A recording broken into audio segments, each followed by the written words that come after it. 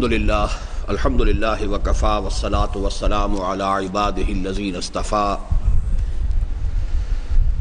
خصوصاً علی افضلهم وخاتم النبیین محمد الامین وعلی آلہ وصحبہ اجمعین اما بعد فقد قال اللہ تبارک وتعالی کما ورد فی سورة الاحزاب اعوذ باللہ من الشیطان الرجیم بسم اللہ الرحمن الرحیم یا ایھا النبی انا ارسلناک شاہدا ومبشرا ونذیرا وداعیا الی اللہ باذنہ وسراجا منیرا وقال جل وعلا کما ورد فی سورة الصف وسورة الفتح وسورة التوبہ هو الذی ارسل رسولہ بالہدی ودین الحق لیظہرہ علی الدین کلہ صدق اللہ العظیم رب اشرح لی صدری ویسر لی امری واحلل عقدۃ من لسانی یفقہوا قولی اللہم ربنا الہمنا رشدنا واعذنا من شرور انفسنا اللہم ارنا الحق حقا وارزقنا اتباعہ وارنا الباطل باطلا وارزقنا اجتنابہ اللہم وفقنا لما تحب وترضى آمین یا رب العالمین۔ جیسا کہ آپ کو معلوم ہے اس وقت ہمیں ایک کتابچے کا مطالعہ شروع کرنا ہے جس کا عنوان ہے نبی اکرم صلی اللہ علیہ وسلم کا مقصد بعثت۔ اس کتاب میں صفحہ 4 پر تقدیم طبع اول کے ضمن میں صرف یہ اشارہ میں کر دوں کہ یہ ایک مقالہ تھا جو میں نے 26 مارچ 1975 کو جناح یا ٹاؤن ہال لاہور میں مرکزی انجمن خدام القرآن لاہور کی دوسری سالانہ قرآن کانفرنس میں پیش کیا تھا، اور اس نے اتفاق سے اس روز 12 ربیع الاول 1395 کی تاریخ تھی ہجری۔ اس اعتبار سے یہ 21 برس قبل کی یہ تحریر ہے جس کا کہ آج ہم مطالعہ کرنے چلے ہیں، اور میں بھی اب آپ کے ساتھ گویا کہ اس کا مطالعہ کروں گا۔ اس کو جب چوتھی مرتبہ طبع کیا گیا ہے تو اس کا جو تقدیم یا دیباچہ لکھا گیا ہے اسے میں چاہتا ہوں کہ ذرا سرسری طور پر لیکن تیزی کے ساتھ ہم پڑھ لیں۔ الحمدللہ کہ اس کتابچے کی چوتھی طباعت کے موقع پر نظر ثانی کی فرصت میں میسر آ گئی اور کتابت بھی اثر نو کرا لی گئی، گویا اب یہ کتابچہ ظاہری اور معنوی دونوں اعتبارات سے پہلے سے بہتر صورت میں پیش کیا جا رہا ہے۔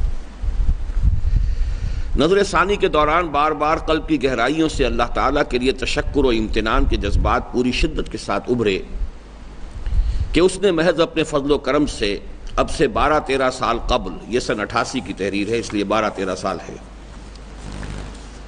مجھ ایسے کم علم اور بے بضاعت انسان کے قلم سے یہ 2 مقالے تحریر کرا دیے جو نہ صرف یہ کہ سیرت نبوی علی صاحب الصلاۃ والسلام کے صحیح فہم کے لیے بمنزلہ کلید ہیں، اس لیے کہ ان سے آن حضور صلی اللہ علیہ وسلم کی حیات دنیاوی کی جد و جہد کا اصل ہدف بھی معین ہو جاتا ہے اور آپ کا اساسی منہج عمل بھی واضح ہو جاتا ہے۔ ان 2 الفاظ کو اچھی طرح سمجھ لیجئے۔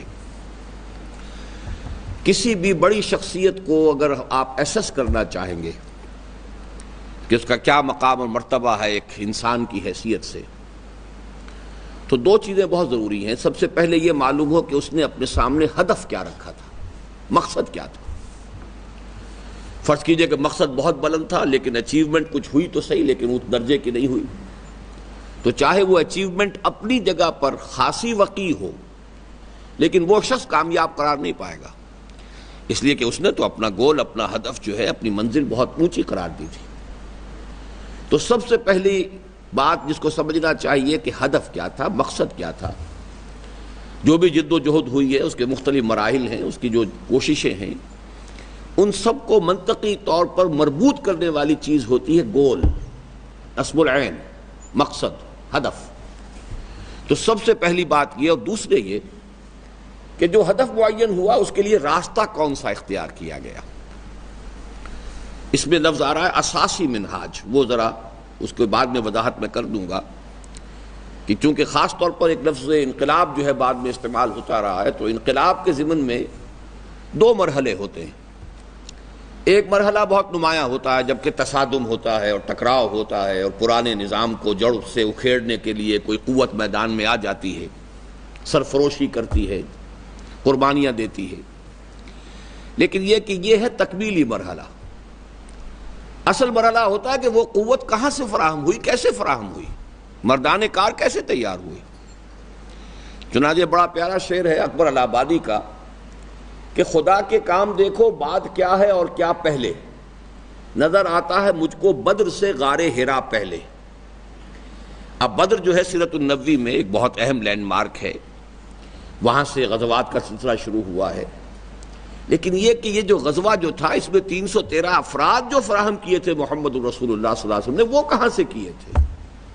وہ پروسیس ہے کہ جو اہم تر ہے کہ اس کو سمجھا جائے، اس کو میں کہتا ہوں اساسی منہاج، کہ وہ جو مین پاور ہے جو درکار ہے، اور ہر انقلاب کے لیے مختلف قسم کی مین پاور درکار ہوگی، تو وہ مین پاور جو حضور نے تیار کی ہے وہ ہے اساسی منہاج۔ اس کے بعد جو ہے انقلابی عمل کے تقریباً تمام مراحل جو ہیں وہ ایک جیسے ہوتے ہیں، پھر ٹکراؤ ہے، تصادم ہے، اس کے بعد جو ہے اگر صحیح مناسب قوت فراہم کرنے کے بعد وہ ٹکراؤ کا عمل شروع ہوا تو کامیاب ہو جائیں گے، اگر پری میچورلی کوئی تصادم مول لے لیا گیا ناکام ہو جائیں گے۔ تو اصل اہمیت جو ہے اس کی ہے کہ اصل وہ بنیادی وہ اساسی منہج کون سا تھا جس سے کہ حضور صلی اللہ علیہ وسلم نے وہ مردان کار تیار کیے، وہ مین پاور فراہم کی۔ تو اس جملے کو ذرا جن کی کتاب اپنی ہے وہ انڈر لائن کر لیں، جو نہ صرف یہ کہ سیرت نبوی علیہ صاحب صلاۃ وسلام کے صحیح فہم کے لیے بمنزلہ کلید ہیں، اس لیے کہ ان سے آن حضور صلی اللہ علیہ وسلم کی حیات دنیاوی کی جد و جہد کا اصل ہدف بھی معین ہو جاتا ہے اور اس کا اساسی منہج عمل بھی واضح ہو جاتا ہے، بلکہ ان تمام تحریکوں کی اہم ترین اور انتہائی اساسی عملی ضرورت کو بھی پورا کرتے ہیں جو مختلف مسلمان ممالک میں احیاء اسلام اور غلبہ دین کے عظیم مقصد کے لیے جد و جہد کر رہی ہیں۔ یہ بات جو ہے اب 21 برس پہلے کی لکھی ہوئی بات ہے، لیکن نوٹ کر لیجئے کہ آج یہ فینومینن بہت نمایاں ہے کہ تقریباً تمام مسلمان ممالک میں احیائی تحریکیں ہیں، ریوائولسٹ موومنٹس ہیں، کہیں وہ کسی طرز پر کام کر رہی ہیں، کہیں کسی طرز پر کام کر رہی ہیں۔ ان میں سے خاص طور پر الجزائر میں آپ کو معلوم ہے کہ ایک الیکشن میں کامیابی کے آخری مرحلے تک پہنچے تھے کہ اس میں سے جو ہے ایک راستہ ان کے درمیان میں رکاوٹ پڑ گئی اور اس کے بعد اب صورتحال بدل گئی ہے۔ اسی طرح مصر میں ہے، مختلف جگہوں پر کام ہو رہا ہے۔ یعنی ان تحریکوں کا اصل کیا ضروری ہے ان کے لیے؟ اولاً اس امر کا واضح تعین کہ احیاء اسلام اور غلبہ دین کی جد و جہد اسلام کے نظام فکر و عمل میں کس مرتبہ و مقام کی حامل ہے۔ جب تک یہ واضح نہ ہوگا کہ یہ فرض عین ہے تو ظاہر بات ہے اس کے لیے موٹیویشن تو نہیں ملے گی۔ نماز معلوم ہے فرض ہے، جو نہیں پڑھتے انہیں بھی ایک کمی کا احساس تو ہوتا ہے نا، کوئی کوتاہی ہے، کوئی کمی ہے، لیکن یہ کہ اقامت دین غلبہ دین کی جد و جہد کی فرضیت کا احساس ہی نہیں ہے۔ لہذا ایک شخص بالکل مطمئن رہتا ہے بھائی میں نماز پڑھ رہا ہوں، روزہ رکھ رہا ہوں، میں نے زکوٰۃ بھی دے دی ہے، سور نہیں کھاتا، شراب نہیں پیتا، اللہ اللہ خیر صلی اللہ، اور مجھ سے کیا چاہتے ہیں آپ؟ تو میرا دین مکمل ہو گیا۔ اگر یہ معلوم ہو کہ نہیں، دین کو ایک اجتماعی نظام کی حیثیت سے قائم کرنا فرض عین ہے، تو پھر اب اس کے لیے قابل غور مسئلہ ہوگا، سوچے گا، کم سے کم ایک کمی کا احساس ہوگا۔ اس احساس کے لیے پھر یہ احساس جو ہے پھر بڑا مبارک ہوتا ہے۔ کارواں کے دل سے احساس زیاں جاتا رہا، یہ احساس زیاں بڑی قیمتی شے ہے۔ پھر یہ کہ کسی نہ کسی وقت امید ہوتی ہے کہ آدمی اس کے لیے کھڑا ہو جائے۔ یعنی اولاً اس امر کا واضح تعین کہ احیاء اسلام اور غلبہ دین کی جد و جہد اسلام کے نظام فکر و عمل میں کس مرتبہ و مقام کی حامل ہے، اور توحید، معاد اور رسالت کے اساسی نظریات و معتقدات کے ساتھ اس کا علمی اور نظری ربط کیا ہے، اور ثانیاً اس امر کی وضاحت کہ اس عظیم جد و جہد کا نقطہ آغاز کیا ہے اور اسلامی انقلاب کے مرحلہ اولا یعنی مردان کار کی تیاری کے لیے دعوت، تزکیہ اور تعلیم کا قرآنی اور نبوی منہاج کیا ہے۔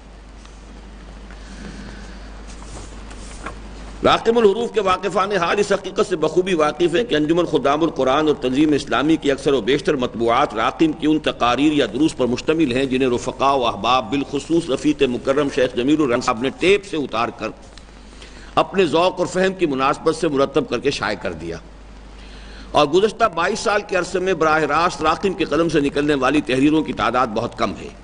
اس قدر قلیل میں یہ دو مقالے دین کے حرکی تصور، اب اس لفظ کو نوٹ کیجئے، حرکی تصور، ایک دین کا جامد تصور ہے، بس دین نماز روزہ حج زکوٰۃ کا نام ہے، اس سے آگے اس کے اندر کوئی حرکت کوئی انقلابیت نہیں۔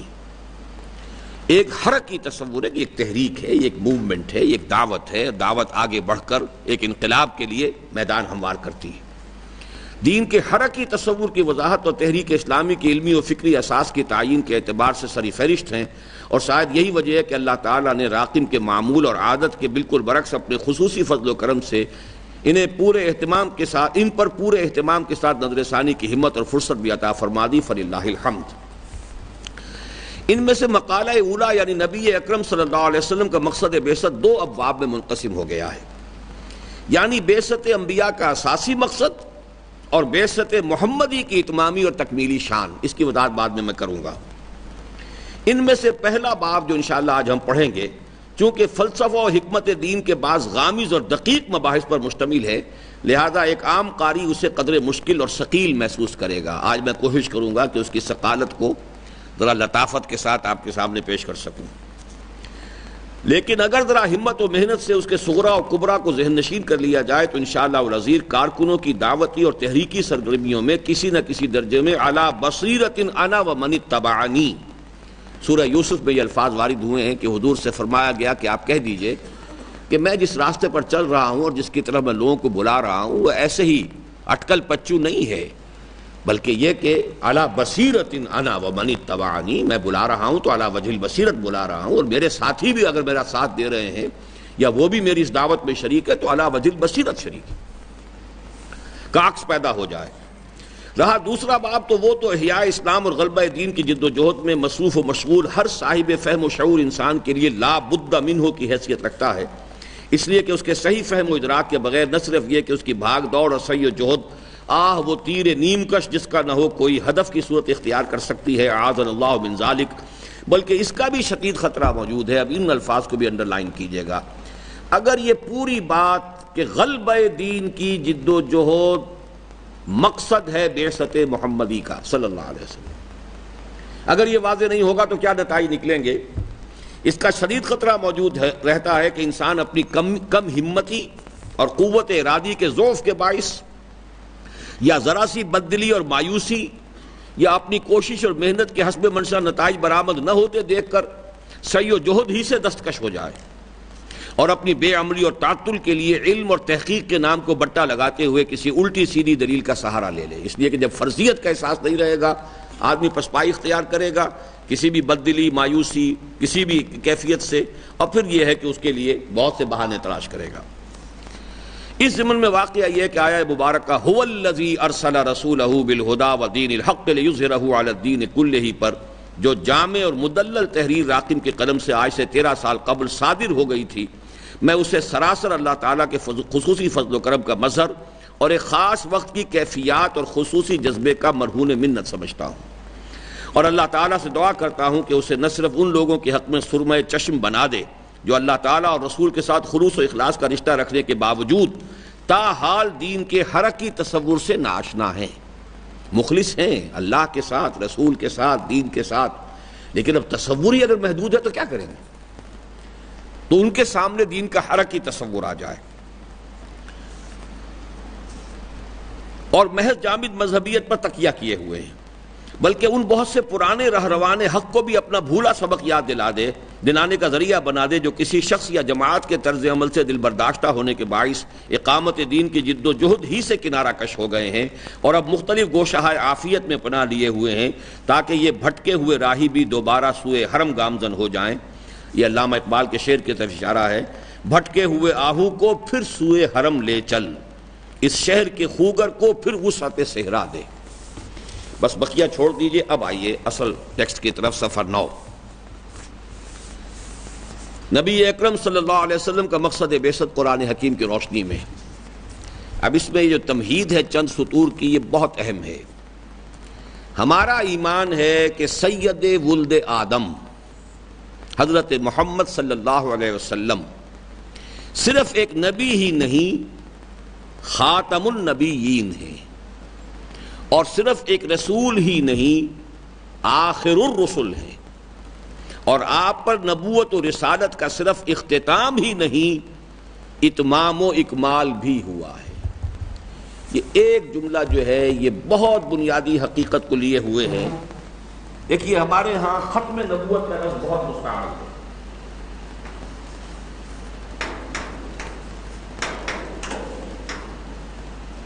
یہ ختم کا لفظ جو ہے عربی زبان میں بھی اور اردو زبان میں بھی دو معنی میں آتا ہے۔ ایک شے پہلے تھی اب نہیں رہی،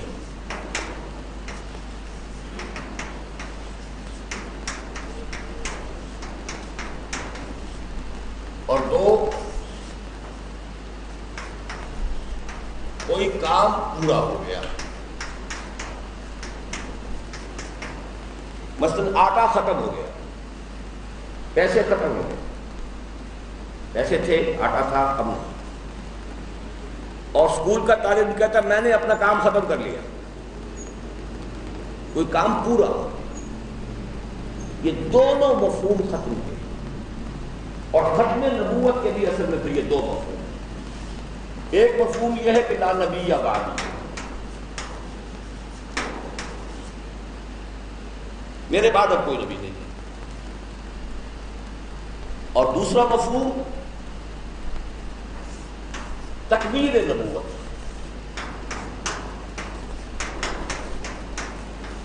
بلکہ اس کو میں آپ کو ذرا اور وضاحت سے سمجھا دوں۔ ایک ہے کسی شے کا تسلسل کے ساتھ کوئی چیز ہموار طریقے پر چلی جا رہی ہے، ابرپٹلی ختم ہو گئی۔ ایک ہے ایک شے تدریجاً ترقی کرتے ہوئے اپنے کلائمیکس کو پہنچ کر ختم ہوئی۔ زمین و آسمان کا فرق ہے۔ نبوت اس معنی میں ختم ہو گئی کہ چلی آ رہی تھی، آدم سے چلی آ رہی ہے نبوت نبوت نبوت نبوت، محمد پر آ کر ختم ہو گئی صلی اللہ علیہ وسلم۔ اس میں فضیلت کی بات کون سی ہے؟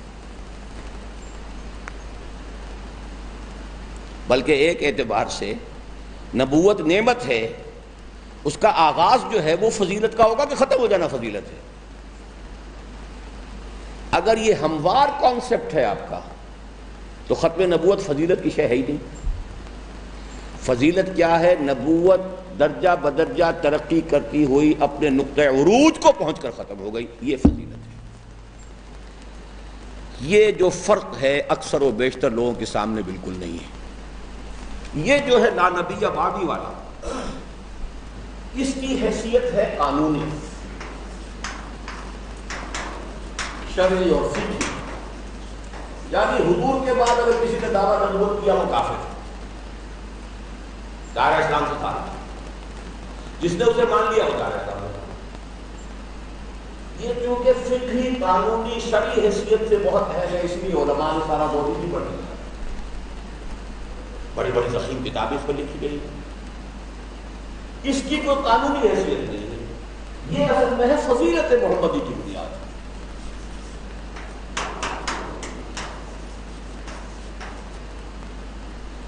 اس پر توجہ نہیں ہوئی۔ حالانکہ واقعہ یہ ہے کہ ختم نبوت کے لیے جو عقلی دلائل ہیں اس کا اس سے تعلق ہے۔ اس موضوع پر جب میری تقریر ہوئی تو مرزا طاہر احمد کو اس کا پورا کیسٹ کا ایک ایک لفظ کا کوٹ کر کے جواب دینا پڑا،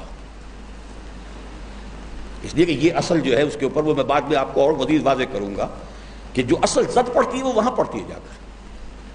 وہ صرف ایک فقہی قانونی، اس کے اندر کچھ کی تعبیرات، نبوت کی یہ قسمیں، نبوت کی وہ قسمیں، اس کی 100 طرح کی تعویلات کر کے الجھا دیتے ہیں، اور اچھے اچھے لوگ جو ہیں اس الجھاؤ سے نہیں نکل پاتے۔ تو پہلی بات جو اس میں آئی ہے وہ یہ ہے کہ حضور صرف نبی نہیں، خاتم النبیین نہیں، صرف رسول نہیں، آخر المرسلین ہے۔ یہاں نوٹ کر لیجئے تکمیل نبوت کے لیے، کیونکہ وہ حدیث میں نے لکھی تھی لا نبی بعدی، اسی طرح ایک دوسری حدیث ہے وہ لمبی ہے۔ حضور نے فرمایا کہ ایک عمارت تھی کہ جو بہت عالی شان، بہت عمدہ بنی ہوئی تھی، لیکن لوگ دیکھتے تھے اسے، ایک جگہ کچھ خلا تھا اس میں، تو لوگ حیران ہوتے تھے اتنی عالی شان عمارت، یہ خلا کیوں ہے؟ جان لو وہ عمارت جو ہے نبوت کی ہے، میرے آنے سے وہ خلا پورا ہو گیا ہے۔ یہ حدیث ہے جو تکمیل نبوت و رسالت کے لیے، کہ ایک اینٹ کی جو کسر رہتی تھی لوگ حیران ہوتے تھے، اتنی عمدہ عبارت ہے، اتنا اعلیٰ، کیا بات ہے، یہ ایک اینٹ یہاں کیوں نہیں لگی؟ وہ اینٹ جو ہے وہ میرے آنے سے لگ گئی ہے۔ یہ ہے گویا کہ عمارت کی تکمیل کا کانسیپٹ، اس حدیث کو پیش نظر رکھیے۔ اچھا، اس سے جہاں نتیجہ میں نے نکالا آپ اس کو سمجھیے۔ ہمارا ایمان ہے کہ سید ولد آدم حضرت محمد صلی اللہ علیہ وسلم ایک نبی ہی نہیں، خاتم النبیین ہے، اور صرف ایک رسول ہی نہیں، آخر الرسل ہیں، اور آپ پر نبوت و رسالت کا صرف اختتام ہی نہیں ہوا، اتمام و اکمال بھی ہوا ہے۔ چنانچہ یہ دو الفاظ جو ہیں، اب چونکہ اصل میں تو میرے مخاطب جو ہیں ون ایئر کورس کی کلاس ہے، آپ لوگ جو ہیں وہ عربی اتنی تو پڑھ لی ہے، تو یہ الفاظ آپ کو حضور کے ضمن میں بار بار ملیں گے۔ الیوم اکملت لکم دینکم واتممت علیکم نعمتی۔ اکملت اکمال سے، اتممت اتمام سے، دو مرتبہ آیا واللہ متم نورہ ولو کرہ الکافرون، وہی متم، متمم، متم اتمام سے۔ اسی طرح حضور نے فرمایا انما بعثت لاتمم مکارم الاخلاق، میں اس لیے بھیجا گیا ہوں کہ اخلاق کی اعلیٰ جو خصلتیں ہیں ان کی تکمیل کر دوں، تکمیل۔ تو اکمال و تکمیل، اتمام و تتمیم، باب افعال اور باب تفعیل، ان دونوں کو مسئلہ ذہن میں رکھیے۔ یہ الفاظ ہیں کہ جو اسپیشلی حضور صلی اللہ علیہ وسلم کی بعثت کے لیے مستعمل ہوں گے۔ تو آپ کی یہ اتمام اور اکمال کے الفاظ کو انڈر لائن کریں۔ اب نتیجہ کیا ہے وہ یہ ہے، اس اعتبار سے غور کیا جائے تو جہاں یہ بات قطعی اور یقینی نظر آتی ہے کہ آپ کی بعثت کا مقصد جملہ انبیاء اور رسل کے مقصد بعثت سے مختلف نہیں ہو سکتا۔ جب آپ بھی ایک نبی ہیں، چاہے خاتم النبیین ہیں، نبی بھی تو ہیں نا، تو جو بیسک ہے، جو بنیادی مقصد ہے انبیاء کا، جو تمام انبیاء کا مشترک مقصد ہوگا، وہ بھی آپ کا مقصد بعثت ہے۔ لیکن وہاں یہ بھی لازم ہے کہ آپ کی بعثت کے مقصد میں ایک اتمامی شان اور تکمیلی رنگ بھی ہو۔ اگر آپ پر ختم نبوت، اتمام نبوت، تکمیل رسالت ہوئی ہے تو آپ کے مقصد بعثت میں بھی ایک اضافی شان ہونی چاہیے کہ جو بقیہ انبیاء کے ہاں نہ ہو، جس سے نبیوں اور رسولوں کی مقدس جماعت میں آپ کا منفرد مقام اور امتیازی مرتبہ واضح ہو جائے۔ گویا حضور صلی اللہ علیہ وسلم کے مقصد کے بعثت کے مقصد کو سمجھنے کے لیے ضروری ہے کہ پہلے ہم یہ سمجھنے کی کوشش کریں کہ از روئے قرآن حکیم بعثت انبیاء اور رسل کا عمومی اور اساسی مقصد کیا ہے، اور پھر یہ جاننے کی کوشش کریں کہ بحیثیت خاتم النبیین اور آخر المرسلین آپ کے مقصد بعثت کی امتیازی شان کیا ہے۔ تو یہ دو حصوں میں اب ہماری گفتگو ہوگی۔ اب یہ پہلی بحث شروع ہو رہی ہے۔ یہ ہمارا پہلی تمہید جو ہے وہ صرف چند جملوں کی تھی۔ بعثت انبیاء کا اساسی مقصد، ایمانیات ثلاثہ صاف کر۔ یہ تو سب جانتے ہیں کہ اسلام کے اساسی معتقدات تین ہیں، یعنی توحید، معاد اور رسالت، یا توحید ہی کو آپ ایمان باللہ سے تعبیر کریں گے، معاد ایمان بالآخرت ہے، اور ایمان بالرسالت۔ لیکن عام طور پر اس پہلو پر توجہ نہیں دی جاتی کہ ان تینوں میں گہرا منطقی ربط موجود ہے، اور یہ تینوں مل کر ایک ناقابل تقسیم وحدت کی صورت اختیار کر لیتے ہیں۔ آئیے ذرا اختصار کے ساتھ سمجھنے کی کوشش کریں کہ ان تینوں کا اصل حاصل کیا ہے اور ان کے مابین ربط و تعلق کی نوعیت کیا ہے۔ ایمان باللہ سے کیا مراد ہے؟ فلسفیانہ منہ شگافیوں اور متکلمانہ نکتہ ترازیوں سے قطع نظر، اب یہ دو الفاظ سخت آ گئے ہیں، اگر ہم فلسفے کی اصطلاحات استعمال کریں گے تو بات اور ٹیڑھی ہو جائے گی۔ اسی طرح علم کلام کی اصطلاحات ہیں، واجب الوجود ہے، ممکن الوجود ہے، اب یہ ساری چیزیں جو ہیں ان اصطلاحات سے ہٹ جائیے، سادہ زبان میں سمجھیے ایمان باللہ کیا ہے۔ تو فلسفیانہ منہ شگافیوں اور متکلمانہ نکتہ ترازیوں سے قطع نظر ایمان باللہ کا اصل حاصل یہ ہے۔ اب یہاں آپ اس کو جن کی اپنی کتابیں نوٹ کر لے جائیں، نمبر 1 یہاں لکھ لیجئے، یہ آیا ہے نمبر 1 ڈال لیجئے۔ یہ عالم وجود اور سلسلہ کون و مکان جو تا حد نظر ہماری نگاہوں کے سامنے پھیلا ہوا ہے، نہ ہمیشہ سے ہے نہ ہمیشہ رہے گا، بلکہ حادث بھی ہے اور حالق و فانی بھی۔ پہلی بات یہ ہے کہ یہ پوری کائنات، کون و مکان کہیں اسے، یونیورس کہیں اسے، وجود کہیں اسے، جو بھی کہیں، سلسلہ موجودات کہیں، یہ قدیم نہیں ہے، حادث ہے، نہ ہمیشہ سے ہے نہ ہمیشہ رہے گا. It has a beginning and an end. حادث قدیم کے مقابلے میں آتا ہے. قدیم وہ سے ہے جو ہمیشہ سے، قدیم ورسس حادث. اور یہ اس کے مقابلے میں ابدی ورسس ہالک، ہلاک ہونے والی اور فانی، فنا ہو جانے والی. نیچے آیات ہیں، کل شیء ہالک الا وجہہ لہ الحکم والیہ ترجعون. ہر شے ہلاک ہو جانے والی ہے سوائے اللہ کی ذات کے. کل من علیہا فان ویبقى وجہ ربک ذو الجلال والاکرام.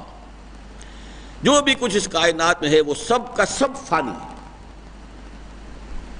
تو پہلی بات یہ ہے کہ یہ پوری کائنات حادث ہے، فانی ہے، نہ ہمیشہ سے ہے، یہ سادہ لفظ ہے، نہ ہمیشہ رہے گی. نمبر 2، البتہ ایک ذات ایسی ہے جس کی نہ ابتدا ہے نہ انتہا ہے.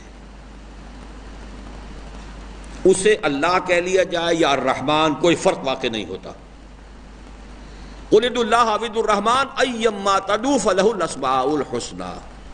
القادر، الباسط، القابض، نام لیتے جائیے، ناموں سے فرق نہیں پڑتا، لیکن وہ ذات وہ ہے کہ جو ہمیشہ سے ہے اور ہمیشہ رہے. یہ ہے اس کا اصل وصف. نو بگننگ نو اینڈ، ذات قدیم اور ہمیشہ کے لیے.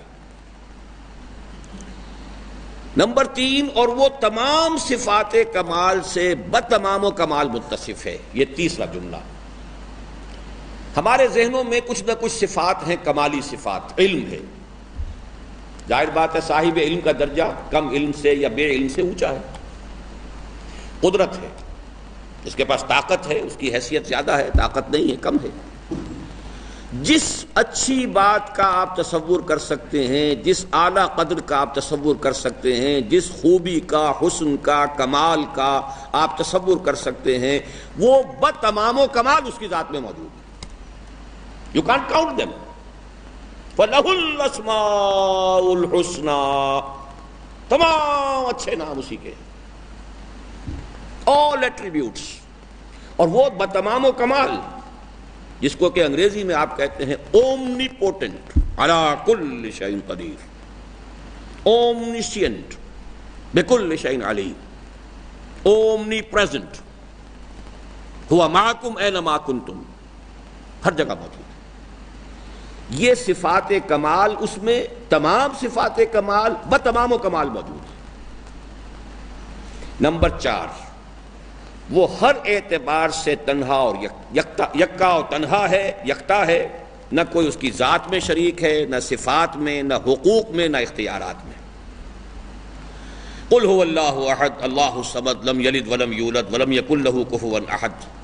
وقل الحمد للہ الذی لم یتخذ ولدا ولم یکن له شریک فی الملک ولم یکن له ولی من الذل وکبرہ تکبیرا ولا یشرک فی حکمہ احدا. اب یہ اللہ تعالیٰ کی ذات کے بارے میں یہ 4 جملے آپ کے ذہن میں محفوظ ہونے چاہیے ایمان باللہ کے لیے. نمبر 1، پوری کائنات حادث ہے، فانی ہے. صرف ایک ذات ہے جو ہمیشہ سے ہمیشہ رہے گا. اس ذات میں تمام صفات کمال بتمام و کمال موجود ہے. وہ تنہا ہے، کوئی اس جیسا نہیں. لا مثل لہ ولا مثال لہ ولا مثیل لہ ولا ضد لہ ولا ند لہ. اس کا نہ اس کی ذات میں کوئی ساجی ہے، نہ اس کی صفات میں، نہ حقوق میں، نہ اختیارات. اب سیکنڈ پیراگراف اس کا ہے، اللہ تعالیٰ نے اس کائنات کو بالحق اور الی اجل مسمى تخلیق فرمایا. یہ قرآن مجید کے الفاظ ہیں. تخلیق بالحق، خلق السماوات والارض بالحق وصورکم فاحسن صورکم. آپ سورۃ تغابن میں یہ پڑھ چکے ہیں آیت. یعنی یہ کائنات جو ہے اس کی تخلیق اللہ تعالیٰ نے کھیل کود کے لیے نہیں کی ہے، کوئی پیس ٹائم اور کوئی ہابی کے طور پر نہیں ہے، یہ بڑی سنجیدہ تخلیق ہے، با مقصد ہے، اس کی ہر شے کے پیچھے حکمت کار فرما ہے، یہ ایک ارادے کے تحت وجود میں آئی ہے، ایک حکیم ہستی کا ارادہ ہے کہ جس کے تحت اس کی تخلیق ہوئی ہے، یہ رام کی لیلا نہیں ہے، یہ کسی کھلنڈرے کا کھیل نہیں ہے، اور الی اجل مسمی، ایک معین مدت تک کے لیے۔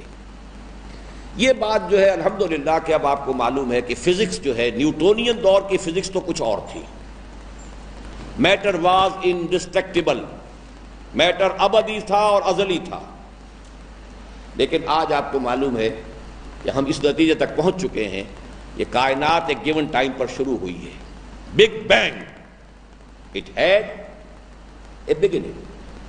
وہ بگ بینگ بھی اصل میں ان کی نظر وہیں تک پہنچی، اس سے پہلے کا بھی ایک بگ بینگ ہے، وہ ایک علیحدہ بات ہے، وہ میرا اپنا جو ہے ایک theories of the creation of universe میں جو میرا اپنا ایک موقف ہے، لیکن یہ کہ بہرحال سائنس مانتی ہے کہ it has a beginning now, یہ ایسا نہیں ہے کہ ہمیشہ سے، بلکہ یہ کہ یہ ایکسپینڈ کر رہی ہے، اسپائرل فارم کے اندر بڑھتی جا رہی ہے۔ دوسری بات وہ یہ مانتے ہیں کہ ایک وقت میں آ کر اس کی ایکسپینشن رک جائے گی اور ریٹریکٹ کرنا شروع کر دے گی، اسی ساتھ سے ہو کے it will again be reduced to a dot، جیسے کہ بہت سی گیلیکسیز جو ہیں وہ بلیک ہولز کی شکل اختیار کر چکی، بڑی بڑی گیلیکسیز ختم ہو گئی ہیں جن کا وجود نہیں رہا، لیکن یہ کہ وہ ایک اسپائرل کی طرح ایک چیز پھیلتی چلی گئی اور اس کے بعد سکڑ کر پھر واپس ایک نقطہ بن گیا۔ تو سائنس بھی جو ہے یہ آئنسٹائن ایرا کی سائنس وہ ان دونوں الفاظ کو اب تسلیم کر چکی ہے کہ یہ الی اجل مسمی ہے اور اس کی کریشن کا ایک وقت ہے۔ دوسرا جملہ اس میں اب اس سے بھی زیادہ اہم ہے، اور اس سلسلہ تخلیق کا مرتبہ کمال ہے انسان۔ Man is the masterpiece of divine creation, it's the climax of divine creation. یہ بھی ہمارے ہاں عام طور پر لوگوں کے ذہنوں میں یہ بات نہیں ہے، جیسے اور تخلیق ہے جیسے ایسی شاید انسان ہے، نہیں۔ اس کے لیے قرآن مجید میں اور حدیث میں جس طرح کے الفاظ آئے ہیں، جس سے اللہ نے اپنی صورت پر تخلیق فرمایا، یہ الفاظ قرآن میں نہیں ہیں، بائبل میں ہیں۔ And God created man in his own image، Bible میں ہیں اور حدیث میں موجود ہیں، نیچے حوالہ موجود ہے، شیخین متفق علیہ حدیث ہے، مسلم اور بخاری دونوں کی، عن ابی ہریرہ خلق اللہ آدم علی صورتہ، آدم کو اللہ نے اپنی شکل پر بنایا ہے، حالانکہ اللہ کی کوئی شکل نہیں ہے۔ اس کا مفہوم کیا ہے یہ بھی پھر کسی بات میں بتا دوں گا آپ کو، ابھی صرف اس نقطے کو پوری طریقے سے اپنے ذہن میں بٹھائیے کہ کلائمیکس آف کریشن۔ کہیں کہا جاتا ہے خلقتہ بیدی، میں نے اپنے دونوں ہاتھوں سے بنایا اس کو، کہیں فرمایا جاتا ہے وَلَقَدْ كَرَّمْنَا بَنِي آدَمَ وَحَمَلْنَاهُمْ فِي الْبَرِّ وَالْبَحْرِ وَرَزَقْنَاهُمْ مِنَ الطَّيِّبَاتِ وَفَضَّلْنَاهُمْ عَلَى كَثِيرٍ مِّمَّنْ خَلَقْنَا تَفْضِيلًا۔ اور سب سے آخری بات یہ، تمام فرشتوں کو آدم کے سامنے سجدہ کروا دیا، اب کسر کون سی رہ گئی؟ جبرائیل ہوں، میکائیل ہوں، اسرافیل ہوں، اسرائیل ہوں، سب کے سب۔ فَسَجَدَ الْمَلَائِكَةُ كُلُّهُمْ أَجْمَعُونَ، 3 دفعہ تکرار ہے یہ، سجد الملائکہ، الملائکہ حصر ہے تمام فرشتے، کلہم اس کے بدل کے طور پر پھر آ گیا سب کے سب، کہیں یہ نہ سمجھ لینا کہ کوئی ان میں سے ایکسیپشن رہ گیا، اجمعون، فسجد الملائکہ کلہم اجمعون۔ یہ ہے انسان، انسان کی عظمت اپنی خود ہی پہچان، وہ غافل انسان، اگر انسان کی عظمت کو نہیں پہچانیں گے تو اگلی ہماری پوری بحث سمجھ میں نہیں آئے گی۔ پھر اس میں اپنی روح میں سے پھونکا، 2 جگہ قرآن مجید میں ہے، 2 جگہ تو ایگزیکٹ ورڈز وہی ہیں، فَإِذَا سَوَّيْتُهُ وَنَفَخْتُ فِيهِ مِن رُوحِي، اب روحی کے اندر تو سیدھی سیدھی ضمیر متکلم ہے، روحی، میری روح، میں اس میں سے پھونکوں گا۔ کہیں روح ہی بھی ہے جیسے کہ سورہ سجدہ میں ہے، لیکن 2 جگہ تو فَإِذَا سَوَّيْتُهُ وَنَفَخْتُ فِيهِ مِن رُوحِي فَقَعُوا لَهُ سَاجِدِينَ، اور اسے اپنی خلافت و نیابت سے سرفراز فرما دیا۔ وَإِذْ قَالَ رَبُّكَ لِلْمَلَائِكَةِ إِنِّي جَاعِلٌ فِي الْأَرْضِ خَلِيفَةً، گویا اسے ایک اعتبار سے جملہ مراتب تنزل کا حاصل بھی قرار دیا جا سکتا ہے، بقول حضرت بے دل ہر دو عالم خاک شد تا بست نقش آدمی، اے بہار نیستی اس قدر خود ہوشیار باش۔ اب یہ شعر میں اگر سمجھانے لگا تو بہت وقت لگ جائے گا۔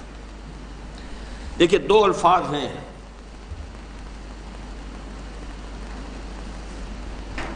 تنزلات، یہ علم کلام کی ایک اصطلاح ہے کہ ذات باری تعالی وراء الورا وراء الورا، بہت بلند و بالا، انتہائی لطیف، اور یہ کائنات نہایت کثیف، شوخ و گستاخ، یہ پستی کے مکی کیسے ہیں، پستی کا عالم۔ تو انہوں نے تنزلات ستہ کا فلسفہ مرتب کیا، ذات بعث، پھر ذات احدیت واحدیت ہوتے ہوتے درجہ بدرجہ تنزل ہوا ہے، تنزل ہو کر یہ عالم عناصر جو ہے وجود میں آ گیا ہے۔ میں بھی تنزل کا قائل ہوں، لیکن ان تنزلات ستہ کا قائل نہیں ہوں، اس لیے کہ ان کی کوئی سائنٹیفک بنیاد نہیں ہے۔ میرے نزدیک تین تنزلات ہیں۔ ذات باری تنزل سے ماورا ہے، اس کا کوئی امکان ہی نہیں کہ وہ خود تنزل اختیار کرے، میرے نزدیک یہ کفر ہے، شرک۔ البتہ اس کا ایک امر کن ہے، اس امر کن نے ایک بسیط نور کی شکل اختیار کی۔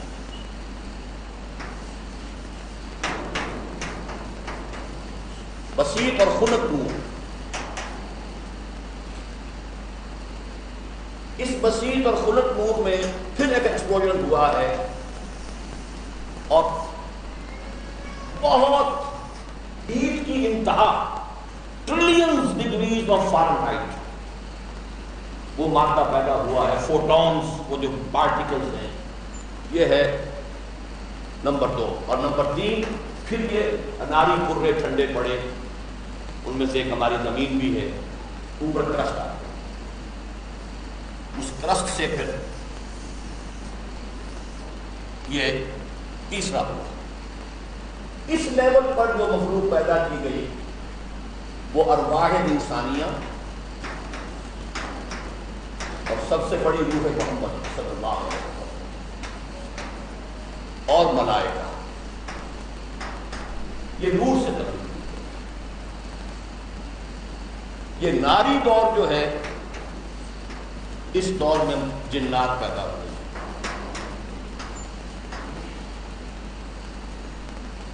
اور یہ خاکی دور جو ہے، اس سے نباتات اور حیوانات۔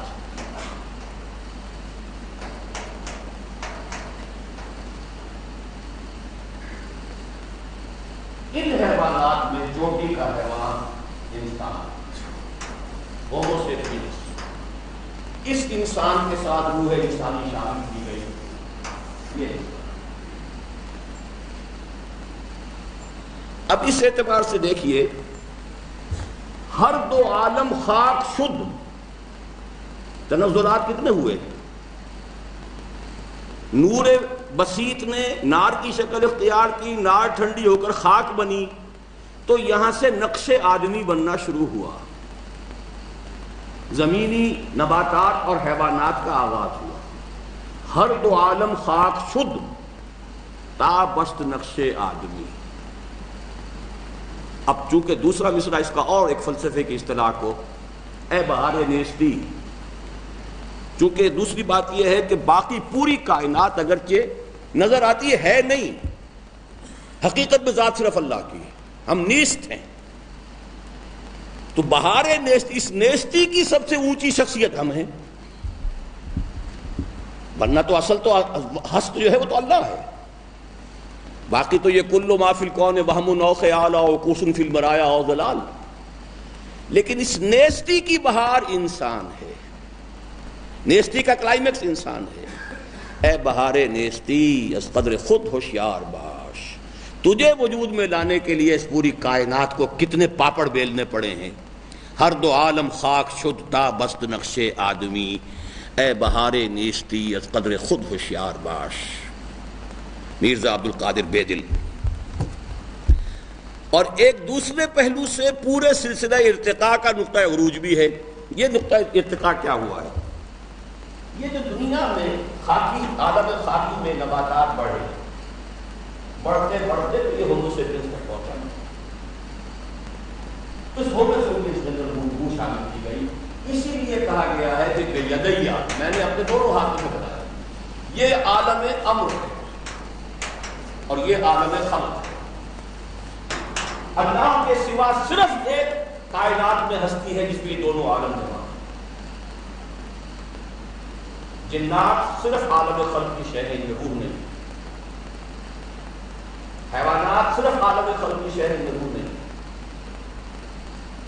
یا تو امر اور الا لہ الخلق والامر، خلق اور امر دونوں یا تو جمع ہے ذات باری تعالیٰ، اور یا صرف انسان میں کہ اس کی روح جو ہے اس کا تعلق عالم امر سے ہے۔ یسألونک عن الروح قل الروح من امر ربی وما اوتیتم من العلم الا قلیلا۔ اور اس کا جسد جو ہے، اس کا جسم جو ہے وہ عالم خلق کی شے ہے۔ بیدیہ، اپنے دونوں ہاتھوں سے بنایا ہے۔ صرف ایک ہی کریشن ہے جس میں یہ عالم امر اور عالم خلق دونوں جمع ہیں۔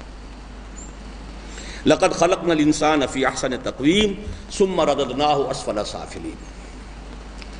اب چلیے ایمان بالآخرہ، صاف کرو گے اس کو۔ ایمان بالآخرت کا حاصل یہ ہے کہ انسان کی یہ موجودہ دنیاوی زندگی ہی کل زندگی نہیں،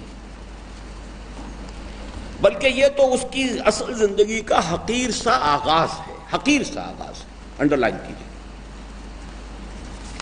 اس کی کتاب حیات کا مختصر سا دیباچہ اور مقدمہ، یا اس کے سفر حیات کا محض ایک آزمائشی اور امتحانی وقفہ، بقول علامہ اقبال مرحوم، تو اسے پیمانہ امروز و فردا سے نہ ناپ، جاوداں پیہم دواں ہر دم جواں ہے زندگی۔ اور قلزم ہستی سے تو ابھرا ہے مانند حباب، اس زیاں خانے میں تیرا امتحان ہے زندگی۔ اور قرآن مجید میں خلق الموت والحیات لیبلوکم ایکم احسن عملا۔ اصل کتاب زندگی موت کے بعد کھلے گی۔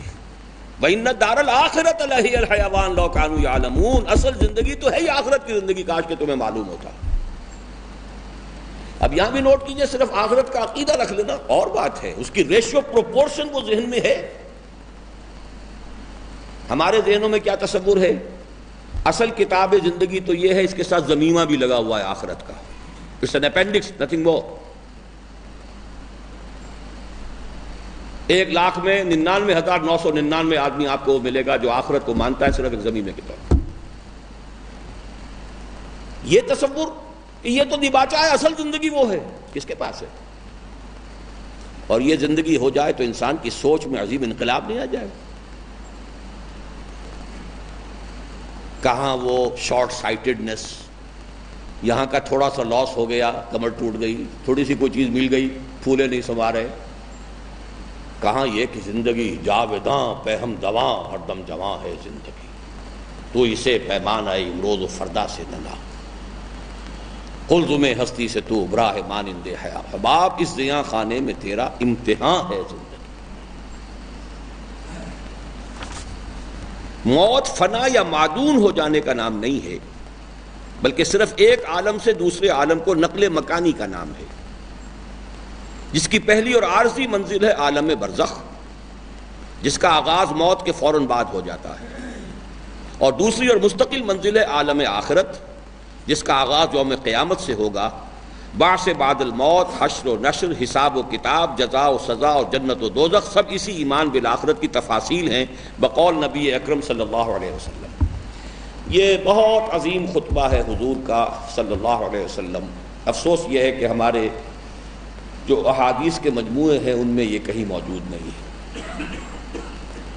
یہ صرف نہج البلاغہ میں، جو جس کی حیثیت زیادہ جو مسلم ہے وہ اہل تشیع کے ہاں مسلم ہے، نہج البلاغہ میں حضور کا یہ خطبہ دیا گیا ہے، اور میں تقریباً 99% شور ہوں کہ یہ خطبہ حضور نے اس وقت دیا ہے جب کہ حکم آیا تھا آپ کو کہ انذر عشیرتک الاقربین،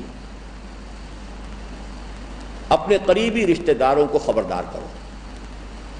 آپ نے حضرت علی کو حکم دیا رضی اللہ تعالی عنہ کہ بنو ہاشم کے لوگوں کو جمع کر لو، خاندان پورا بنو ہاشم کا خاندان جمع ہو گئے، کھانا کھلایا۔ اب حضور کچھ کہنے کے لیے کھڑے ہوئے، کچھ لوگوں نے شور مچا دیا، چلے گئے، سنی نہیں بات۔ کچھ دنوں کا پھر درمیان میں وقفہ ڈال کے حضور نے پھر فرمایا علی سے کہ پھر اہتمام کرو۔ پھر دعوت کا اہتمام ہوا، کھانا کھایا، اب آپ کھڑے ہوئے تو میں یہ کہا کرتا ہوں کہ کچھ شرم آ گئی ہوگی، 2 مرتبہ روٹی کھا لی ہے تو اب تو بہرحال بات سن ہی لیں۔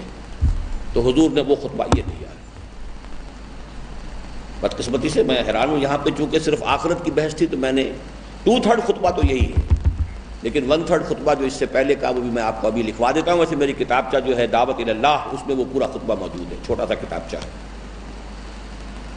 یہ خطبہ جو ہے، اور چونکہ یہ بنو ہاشم کی دعوت تھی اور حضرت علی رضی اللہ تعالی عنہ بنو ہاشمی کے تو چشم و چراغ ہے نا، خود حضور صلی اللہ علیہ وسلم بھی ہیں اور حضرت علی بھی ہیں، تو میں یہ سمجھتا ہوں کہ حضرت علی کے حافظے میں کہیں محفوظ رہ گئی ہے شے۔ ہمارے ہاں وہ روایت، اس لیے کہ محدثین تو بہرحال یہ دیکھتے ہیں کہ کوئی شے جو ہے اس کی روایت کیا ہے، اس کا ثبوت کتنا ہے۔ اگر کوئی شے روایت پر پوری نہ اترے تو وہ تو نہیں لیں گے اس کو، لیکن اس انتہائی حکیمانہ خطبہ ہے۔ پہلا جملہ سنیے، ان الرائد لا یکذب اہلہ، لوگوں کسی قافلے کا راہبر قافلے کو دھوکہ نہیں دیا کرتا۔ رائد اصل میں کہتے تھے کہ جب سفر کرتے تھے صحرا میں تو اب چونکہ پتہ نہیں آگے منزل کہاں ہے، پانی کہاں ہے، کوئی نخلستان کتنے فاصلے پر ہے، کہیں ایسی کہیں ادھر ادھر آدمی بھٹک جائے تو پھر تو گیا، بس موت ہی موت ہے پھر تو اگلی منزل کا تعین کرنے والا جو شخص ہوتا تھا، جسے معلوم ہوتا تھا راستہ، وہ رائد کہلاتا تھا، اور وہ معتمد ترین انسان ہوتا تھا۔ ظاہر بات ہے کہ اس پر کسی بھی شک و شبے کی گنجائش نہیں۔ تو حضور نے وہ لفظ استعمال کیا، کبھی آج تک کسی رائد نے دھوکہ دیا اپنے قافلے کو؟ یہ آپ نے اپنے لیے تشبیہ اختیار کی ہے کہ قافلہ انسانی کے رائد کی حیثیت میری ہے، میں تمہیں اگلی منزل کی خبر دینے آیا ہوں۔ ان الرائد لا یکذب اہلہ، اور بلاغت کی انتہا ہے، واللہ لو کذبت الناس جميعا ما کذبتکم ولو غررت الناس جميعا ما غررتکم، خدا کی قسم اگر بالفرض میں تمام انسانوں سے جھوٹ بول سکتا تب بھی تم سے تو کبھی نہ بولتا، اور بالفرض اگر میں تمام انسانوں کو دھوکہ دے سکتا تب بھی تمہیں تو کبھی نہ دیتا۔ مائی اون کٹ اینڈ کن، میرے اپنے رشتہ دار ہو، میرے عزیز ہو۔ اس کے بعد آپ نے شروع کی، واللہ الذی لا الہ الا ہو، اس اللہ کی قسم جس کے سوا کوئی الہ نہیں، توحید ایک میں آ گئی جملے میں۔ انی لرسول اللہ الیکم خاصۃ والی الناس کافۃ، میں اللہ کا رسول ہوں تمہاری طرف بالخصوص اور پورے نوع انسانی کی طرف بالعموم۔ گویا کہ ایک جملے میں توحید، ایک جملے میں معاد، ایک جملے میں رسالت۔ اب یہ دیکھیے معاد پر کتنی لمبی بات ہے۔ واللہ لتموتن کما تنامون، خدا کی قسم تم سب پر موت وارد ہو جائے گی جیسے تم روزانہ رات کو سو جاتے ہو۔ ثم لتبعثن کما تستيقظون، پھر تمہیں لازماً اٹھا لیا جائے گا جیسے کہ روزانہ صبح کو بیدار ہو جاتے ہو۔ ثم لتحسبن بما تعملون، پھر لازماً تمہارا حساب کتاب ہوگا جو کچھ تم کر رہے ہو۔ ثم لتجزون بالاحسان احسانا وبالسوء سوءا، اور پھر تمہیں لازماً بدلہ ملے گا، بھلائی کا بھلا برائی کا برا۔ وَإِنَّهَا لَجَنَّةٌ أَبَدًا أَوْ لَنَارٌ أَبَدًا، وہ بھلا بدلہ کیا ہے؟ جنت ہے ہمیشہ ہمیش کے لیے، اور برا بدلہ کیا ہے؟ وہ جہنم ہے ہمیشہ ہمیش کے لیے۔ یہ ہے خطبہ، یہ ہے گویا کہ معاد کی شرح جو محمد الرسول اللہ صلی اللہ علیہ وسلم نے اپنے الفاظ میں فرما دی۔ اب ان کا ربط کیا ہے اس کو سمجھیے۔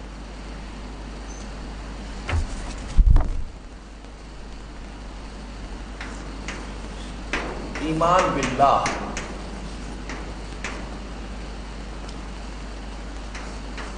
ایمان بالآخرہ،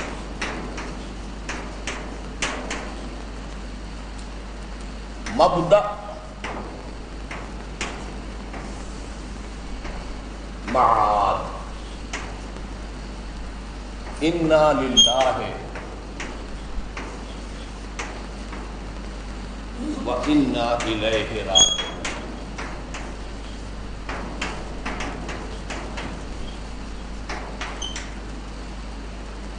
یہ مبدأ و معاد کا علم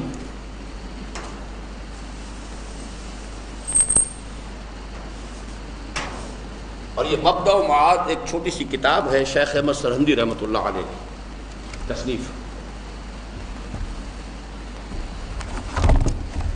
اب پڑھیے، غور کرنے سے معلوم ہوتا ہے کہ ایمان باللہ اور ایمان بالآخرت باہم مل کر مبدأ و معاد یا حیات انسانی کی ابتدا و انتہا کے علم کی صورت اختیار کر لیتے ہیں۔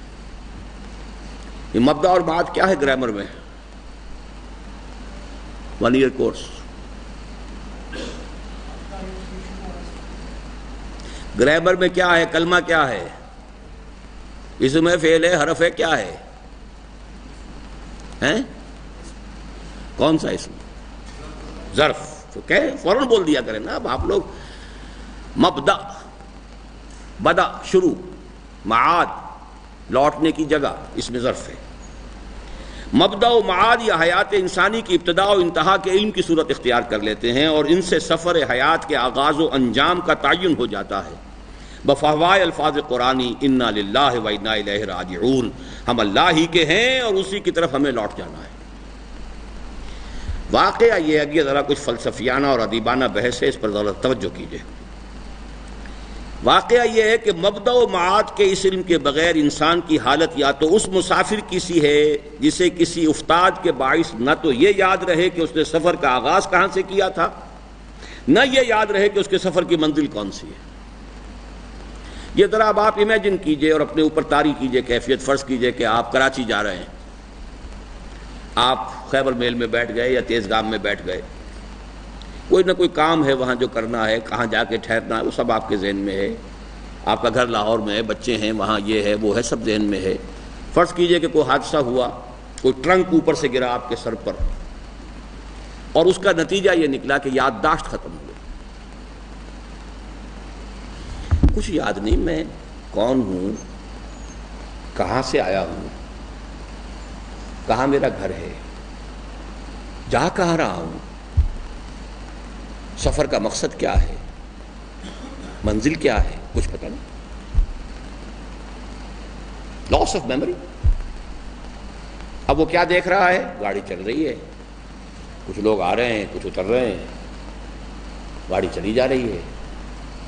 اس کیفیت کو تھوڑی دیر کے لیے اپنے اوپر طاری کریں گے تو معلوم ہوگا کہ ایسی شدید الجھن ہوگی انسان کی۔ مجھ پر یہ کیفیت کئی گھنٹے رہی ہے، یہ میں نے اپنی کتابوں میں لکھا ہوا بھی ہے تحریر میں۔ یہ کوئی 12 سے 14 دسمبر 1970 کی بات ہے، جدے میں مجھ پر یہ چند گھنٹے کیفیت رہی ہے، میری میموری بالکل ختم ہو گئی۔ وہ جو وقت مجھ پر جس کوفت کا گزرا ہے، میں اس کا اب بھی تصور کرتا ہوں تو کانپ جاتا ہوں۔ 1-2 مرتبہ پھر ہوا ہے چھوٹا سا جھٹکا، بعد میں بتایا گیا کہ وہ کوئی بلڈ سپلائی کا معاملہ برین کا ہو، بہرحال وہ کیا ہے، فزیولوجی پیتھولوجی، اس کو چھوڑ دیجئے آپ۔ میں تو اس کیفیت کو چاہتا ہوں اسے، اور ابھی چند دنوں پہلے بھی تھوڑی دیر کے لیے وہ کیفیت میری، تھوڑی دیر کے لیے، لیکن وہ کئی گھنٹے مسلسل تھی۔ یہ کیفیت ہے انسان کی اصل میں، پیدا ہو گیا ہے، آنکھ کھولی ہے، سب لوگ دوڑ رہے ہیں ایک طرف کو، تم بھی دوڑو، سب گھر بنا رہے ہیں، سب شادی کر رہے ہیں، سب یہ کر رہے ہیں، سب وہ کر رہے ہیں، تم بھی کرو۔ کیا منزل ہے، کہاں سے آیا ہوں، کہاں کا مسافر ہوں، کچھ پتہ نہیں۔ بیفور برتھ کچھ تھا، کہاں سے آ گیا، بورڈ فرام دی بلو، جا کہاں رہا ہوں۔ Is death the end of my existence? بس فرق کیا ہے، صرف یوں سمجھ لیجیے جیسے ایک جہاز ہوتا ہے سمندری، اس میں کوئی ٹی وی لاؤنج بھی ہے، اس میں کوئی وہ کھیلنے کی جگہ بھی ہے، وہاں آپ کی میموری بھی اگر ختم ہو جائے تب بھی کوئی پرواہ نہیں، آپ لگے رہیں گے کام میں، اس لیے کہ وہ تو ساری دلچسپیاں ہیں۔ یہی ہمارا حال ہے کہ ہم لگے ہوئے ہیں، کچھ دلچسپیاں ہیں، کچھ یہ ہے، کچھ وہ ہے، کچھ اس کی محبت ہے، کچھ اس کی کشش ہے، کچھ وہ کھینچ رہا ہے، کچھ اس کی طرف جو ہے رجحان ہے، اس میں آدمی جو ہے لٹاپین ہے، باقی کچھ پتہ نہیں، کہاں کا مسافر ہوں، کہاں سے چلا تھا، کہاں جا رہا ہوں، کچھ پتہ نہیں۔ یہ ہے وہ شعر، ہم تو فانی جیتے جی وہ میت ہیں بے گور و کفن، غربت جس کو راس نہ آئی اور وطن بھی چھوٹ گیا۔ یا غالب نے کہا ہے رو میں ہے رخش عمر، کہاں دیکھیے رکے، نہ ہاتھ باغ پر ہے نہ پا ہے رکاب میں۔ اس حال میں انسان بغیر کسی منزل مقصود کے تعین کے، محض بطن و فرج کے تقاضوں سے مجبور ہو کر گویا پیٹ کے بل گھسٹتے ہوئے زندگی بسر کر دیتا ہے۔ اس جملے کو انڈر لائن کر لیجئے، وائی ڈو یو لیو؟ اتنی مشقت آدمی جھیلتا ہے، صدمے برداشت کرتا ہے، مصیبتیں برداشت کرتا ہے، کیوں زندہ ہے انسان؟ وائی شوڈ آئی لیو؟ یہی وجہ آپ کو معلوم ہے، زیادہ ذہین آدمی خودکشی کر لیتا ہے، زیادہ حساس آدمی، زیادہ ذہین آدمی خودکشی کرتا ہے، ڈل آدمی تو نہیں کرتا، کبھی نہیں کرے گا۔ اس لیے کہ یہ صرف پیٹ کھانے کو مانگ رہا ہے، بھاگ دوڑ ہو رہی ہے۔ سیکس ہے، شادی بیاہ کچھ نہ کچھ ہوگا، شادی بیاہ ہو گئی تو اب بیٹا ہو گیا، بیٹی ہو گئی، اب ان کی محبت ہے، ان سب میں لٹا پین آدمی جو ہے وہ گویا کہ زندگی اسے بسر کر رہی ہے، وہ زندگی کو نہیں بسر کر رہا۔ He is made to live. He is not living. یہ ہے قرآن مجید کی آیت، أَفَمَنْ يَمْشِي مُكِبًّا عَلَى وَجْهِهِ أَهْدَىٰ أَمَّنْ يَمْشِي سَوِيًّا عَلَى صِرَاطٍ مُسْتَقِيمٍ۔ ذرا تصور کرو، ایک شخص وہ ہے جو اوندھے منہ گھسٹ رہا ہے زمین پر، اور ایک وہ ہے جو سیدھا کھڑا ہے اور صراط مستقیم اس کے سامنے ہے۔ ایک وہ ہے جو اس راستے پر چل رہا ہے، اسے معلوم ہے مبدا کیا ہے، معاد کیا ہے، کہاں سے آیا ہوں کہاں جا رہا ہوں۔ جیسے اقبال نے بڑی عجیب سی بات کہی ہے ویسے، اس لیے کہ اس ایک مسئلے کو زیادہ اس نے کھولنا نہیں چاہا غالباً۔ کیا شروع میں کیا لفظ ہے کہ میں کیا پوچھوں کہ میری ابتدا کیا ہے، خرد مندوں سے کیا پوچھوں کہ میری ابتدا کیا ہے، کہ میں اس سوچ میں رہتا ہوں، میں اس فکر میں رہتا ہوں میری انتہا کیا ہے۔ کم سے کم یہ بھی سامنے ہو، چلیے پھر بھی کوئی نہ کوئی ہدف تو ہے نا۔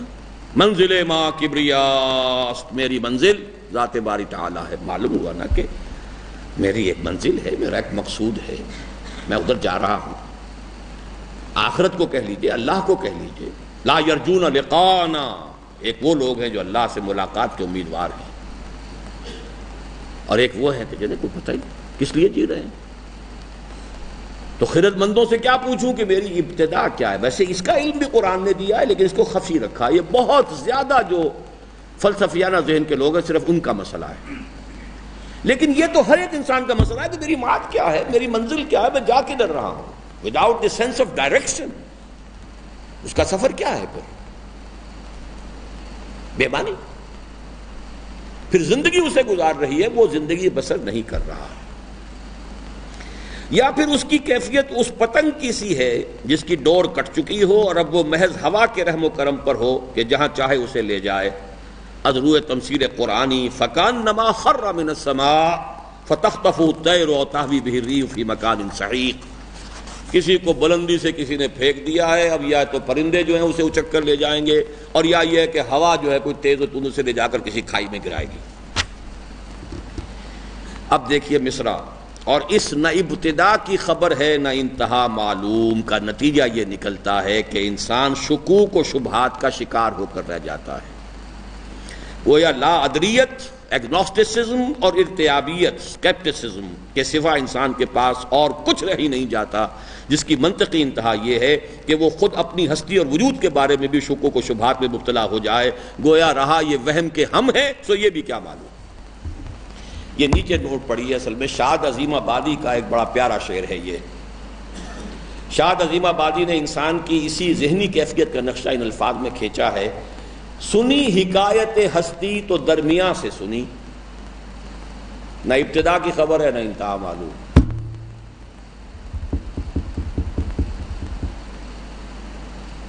سنی حکایت ہستی تو درمیاں سے سنی، نہ ابتدا کی خبر ہے نہ انتہا معلوم۔ جسے فانی بدایونی نے اپنی منطقی انتہا تک پہنچا دیا، نہ ابتدا کی خبر ہے نہ انتہا معلوم، رہا یہ وہم کہ ہم ہیں سو یہ بھی کیا معلوم۔ This is called skepticism and agnosticism. اور فلسفہ محض کی آخری منزل یہی ہے. فلسفہ محض میں کسے کہتا ہوں اس کو سمجھ لیجئے. دو چیزیں ہیں، ایک لاجک ہے اور ایک دوسری چیز ہے جسے انٹیوشن کہہ سکتے ہیں آپ. اسی انٹیوشن کی آخری شکل وہی ہے. اگر آپ صرف لاجک پر دار و مدار رکھیں گے تو فلسفے کی انتہا ہے لا ادریت یا ارتیابیت کہ کس نقصد و نقشاید بہ حکمت ای معمارا. آج تک کوئی اس گتھی کو سلجھا ہی نہیں سکا. Agnosticism, we don't know anything, we can't know anything. یا ارتیابیت، تشکک، اٹس آل ڈاؤٹ فل، وہم. لیکن البتہ جب اس کے ساتھ انٹیوشن شامل ہوتا ہے اور پھر وہی کا اگر ہو سکتا ہے کہ یہ حکمت ہے، یہ بالکل اور. لیکن یہ کہ فلسفہ محض جسے میں کہہ رہا ہوں وہ ہے کہ جو صرف لاجک کی بنیاد پر اٹھے، اس کی آخری انتہا سوائے اسکیپٹسزم اور ایگنوسٹسزم کا کچھ نہیں ہے. ذرا ادھر والا حصہ صاف کرو، صرف یہ مبدا و بات رہنے دینا. اب ہم تیسری چیز کی طرف آ رہے ہیں، لیکن بنیادی سوال پہلے سمجھ لیجئے. یہاں ایک اہم سوال پیدا ہوتا ہے جس کے صحیح جواب ہی پر ایمان باللہ اور ایمان بالآخرت کے ساتھ ایمان بالرسالت کے صحیح منطقی ربط کے فہم و ادراک کا دار و مدار ہے. یعنی یہ کہ انسان سے آخرت میں حساب کس بنیاد پر لیا جائے گا. گویا بالفاظ دیگر محاسبہ اخروی کی اساسات کیا ہیں. دیکھیں موٹی سی بات یہ ہے، اگر یہ زندگی امتحان کی زندگی ہے اور اس کا محاسبہ ہونا ہے، نتیجہ نکلے گا قیامت کے دن، تو امتحان جو ہوتا ہے کچھ سکھا کر پھر لیا جاتا ہے. کچھ پڑھایا ہو، سکھایا ہو تو امتحان لیجیے، یا کچھ دے کر لیا جاتا ہے. کسی بچے کو 10 روپے کا نوٹ دیجیے اور دیکھیے کہ وہ کیا کرتا ہے. فوراً دہی بڑے کی دکان کی طرف جاتا ہے یا کہیں کسی رسالوں کتابوں کی دکان کی طرف جاتا ہے، اس سے اندازہ ہو جائے گا. اس لیے کہ اس کا ٹیمپرامنٹ ہے، کیا ایپٹیچیوڈ ہے، کیا رجحان ہے، پتہ چل جائے گا. کچھ دے کر، کچھ پڑھا کر آپ امتحان لے سکتے ہیں. تو کیا پڑھایا ہے ہمیں، کیا دیا ہے؟ یہ ہے یہاں پر یہ ٹی بنے گی ہے.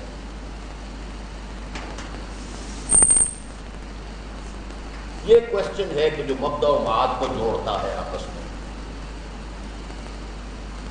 کن چیزوں کی بنیاد پر امتحان ہے؟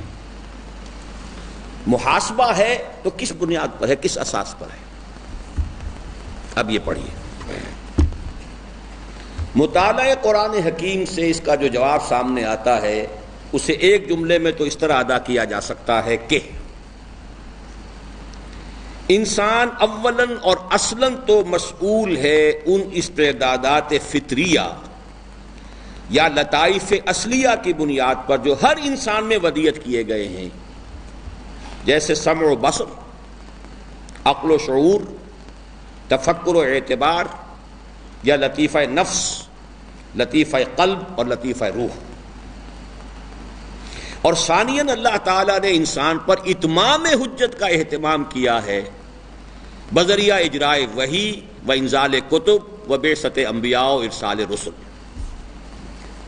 گویا کہ اساسات جو ہیں محاسبہ اخروی کی دو ہیں، اساسی بنیادی اور اتمامی.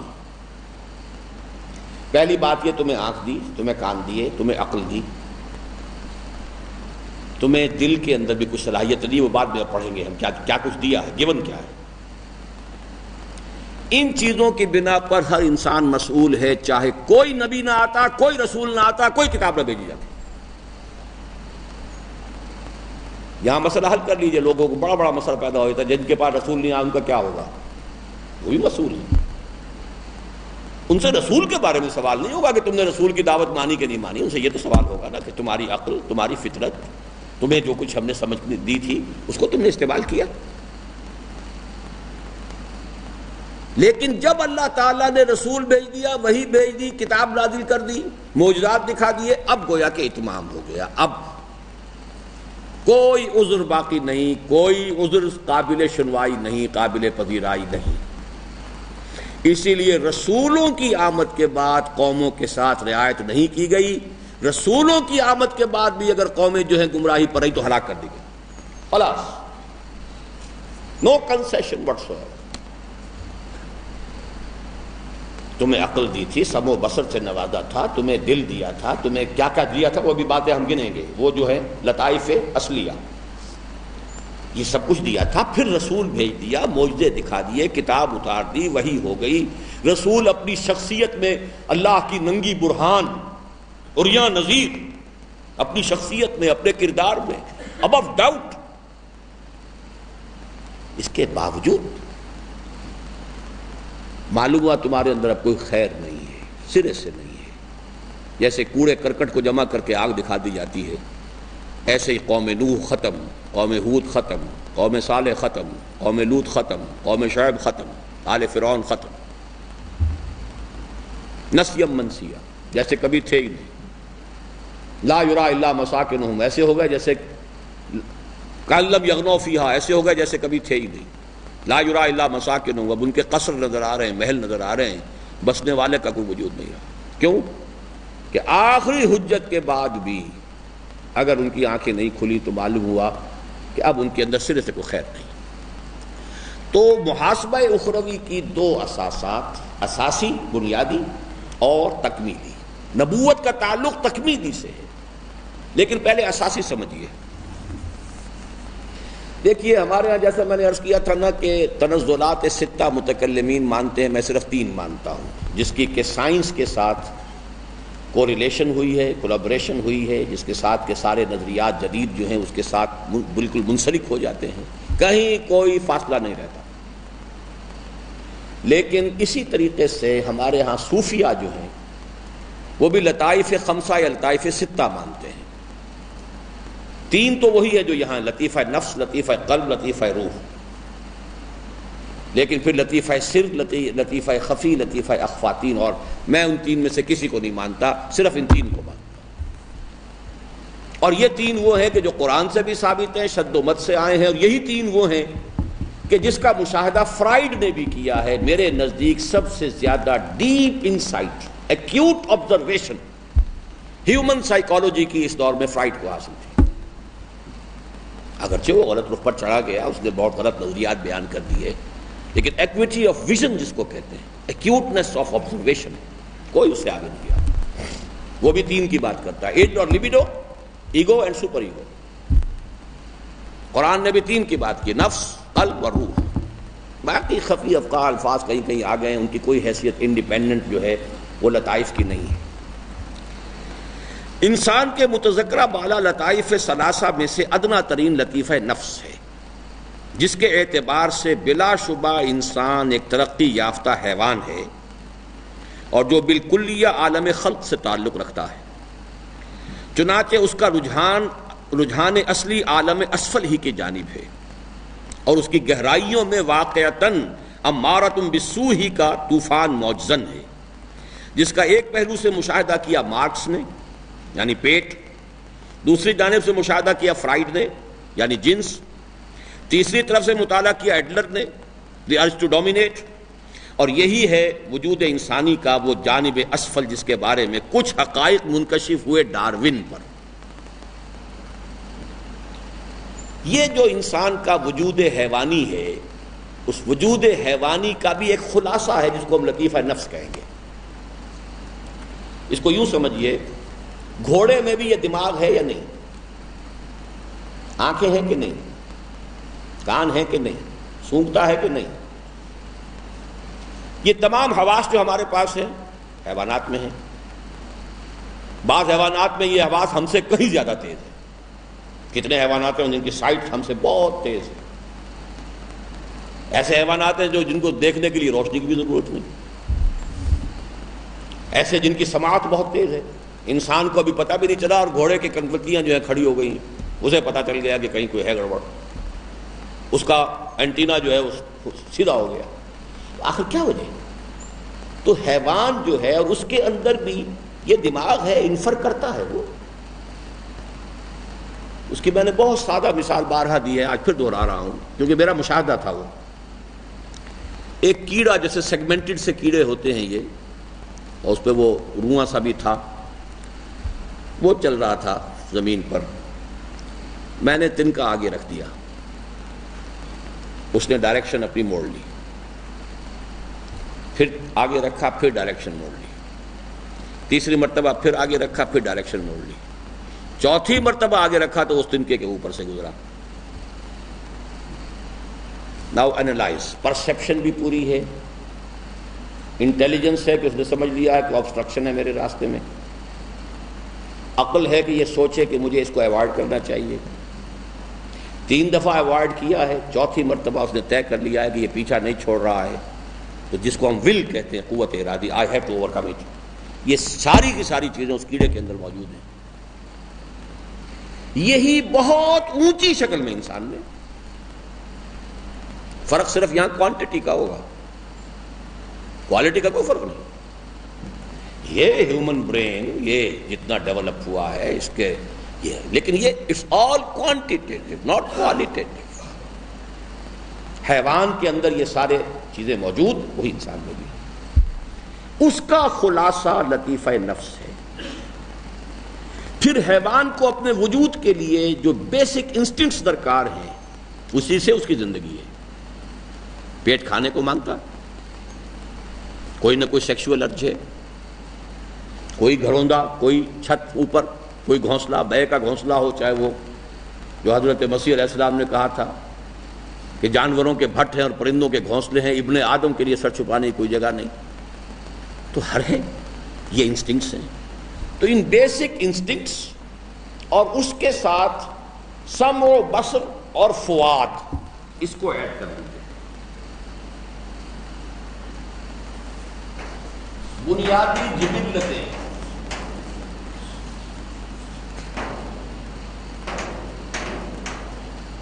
جمع سمع بصر فؤاد، یہ لطیفہ نفس۔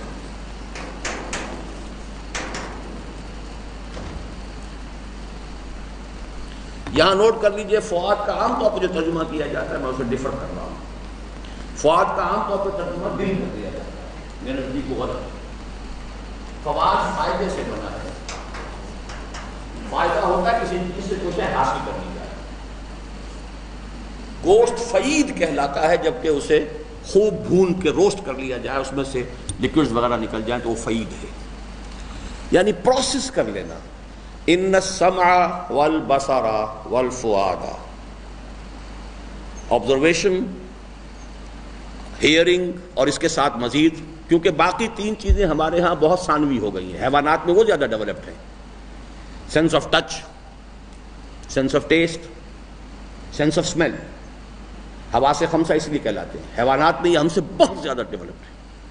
ہمارے ہاں آ کر اصل ڈیولپمنٹ جو ہوئی ہے وہ ان السمع والبصر، لیکن اس سینس ڈیٹا کو پروسیس کرنے والا یہ دماغ ہے، اس سے انفر کرتا ہے، نتیجہ نکالتا ہے۔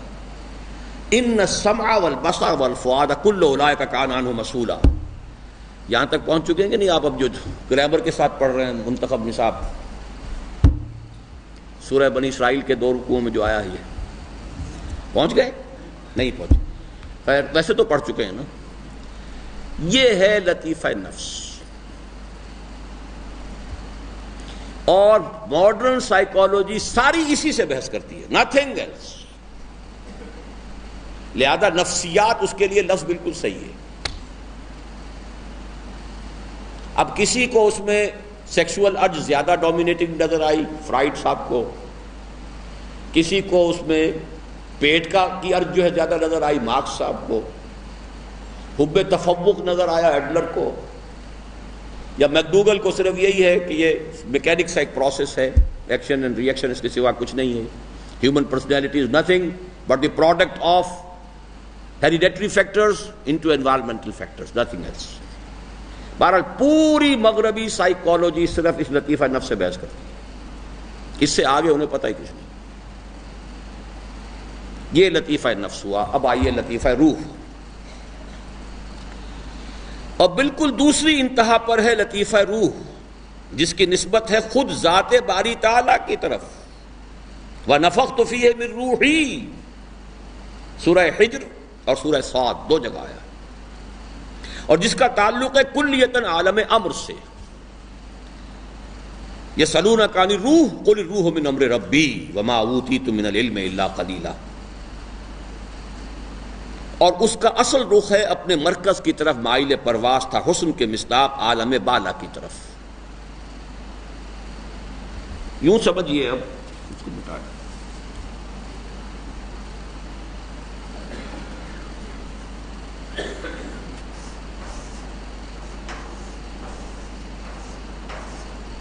اگر یہ انسان ہے، چلیے لطیفہ نفس یہ ہے، بطن اور فرج بیسک، اور یہ انسان کو نیچے کی طرف زمین کی طرف، اور زمین کی طرف لطیفہ روح ہے، جو اس کو ہر چیز بول لو شیء یرجع الی اصلہ، ہر شے اپنے اصل کی طرف رجوع کرتی ہے۔ یہ جسد آیا ہی ہے خاک سے، خاک کی طرف جائے گا، وہیں لوٹ بھی جائے گا۔ منہا خلقناکم وفیہا نعیدکم ومنہا نخرجکم تارۃ اخری، اور اس کا رجحان بھی نیچے ہے۔ روح وہاں سے آئی ہے، اس کی توجہ بھی ادھر ہے۔ یہ ہے کشمکش انسان کے اندر۔ اب دیکھیے کشمکش کا فرائڈ نے مشاہدہ کیا، وہ کہتا ہے کہ ایڈن لبیڈو، اس کو کنٹرول کرنا چاہتی ہے ایگو، ایگو کے اوپر ایک اور سپر امپوزڈ ہے سپر ایگو، یہ دونوں کھینچتی ہیں اس کی تنابیں اور اس کی باغ کھینچتی ہیں، اور ادھر سے وہ جو ہے ایڈ اور لبیڈو وہ اپنا زور لگاتی ہے۔ اسی کشمکش میں ساری انسانی زندگی چل رہی ہے۔ تو میں اسی لیے کہہ رہا تھا کہ جہاں تک اس کی آبزرویشن کا تعلق ہے، ویری ڈیپ ویری ایکیوٹ، صحیح ہے، تعبیر مختلف ہے۔ ایک چیز کو صحیح سمجھ لیا، اوپر کو وہ سمجھتے نہیں کہ ہے کیا، روح کو وہ جانتے نہیں، روح تو معلوم ہوگی تو وہی سے معلوم ہوگی، روح کسی شے کا نام ہے۔ تو یہ جو ایک کشمکش ہے، انسان کا نفس لطیفہ نفس زمین کی طرف کھینچ رہا ہے، اور لطیفہ روح اسے اللہ کی طرف۔ اس میں محبت الہی کا ایک جذبہ اور لقائے رب کا ایک داعیہ ایک دھیمی آنچ والی آگ کے مانند تو ہر دم ہی سلگتا رہتا ہے۔ بقول علامہ اقبال، کبھی اے حقیقت منتظر نظر آ لباس مجاز میں، کہ ہزاروں سجدے تڑپ رہے ہیں میری جبین نیاز میں۔ آخر کوئی سبب ہے انسان کیوں جنگلوں میں گیا، کیوں گیا؟